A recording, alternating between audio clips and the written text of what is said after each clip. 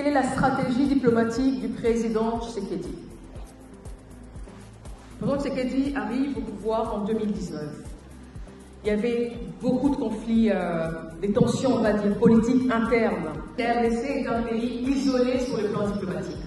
Donc la RDC était très mal vue dans tous les médias, on parlait très mal de notre pays, capitale mondiale du viol. Donc tout était vraiment un peu sombre, très gris, au rouge, on va dire. Quelle est la doctrine de la diplomatie du président Tshisekedi? Lui, il arrive au pouvoir dès son premier discours. Ouverture au monde, coopération fondée sur les principes gagnant-gagnant, ligne rouge, notre souveraineté et intégrité territoriale. Le 24 janvier 2019, au Palais de la Nation, le président de la République, dans son discours d'investiture, donc son tout premier discours, il dit tout de suite qu'il souhaite impulser une meilleure présence de notre pays dans les instances internationales à la hauteur de notre vocation naturelle. Nous devons être là où on parle de nous. Nous devons compter dans le concert des nations. Au nom de cette ouverture, le président de la République s'est fait donc le devoir d'aller partout, comme je viens de le dire, où l'intérêt de la RDC est en jeu.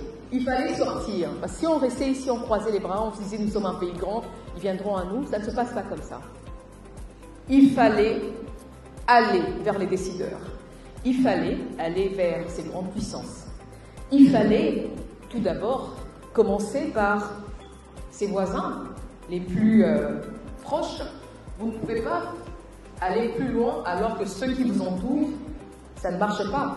D'où la visite de 9 pays voisins qui entourent la RDC. Il a fait tous les 9 pays. Le Rwanda. C'est une question qui revient souvent. Pourquoi le Rwanda alors que c'est un pays conflictuel? Pourquoi lui il a tendu la main? Récemment à Bruxelles, vous avez suivi que le président de la République a tendu la main au Rwanda. Les gens ne comprenaient pas, ils posaient beaucoup de questions. Ça a commencé depuis 2019. Le bon voisinage.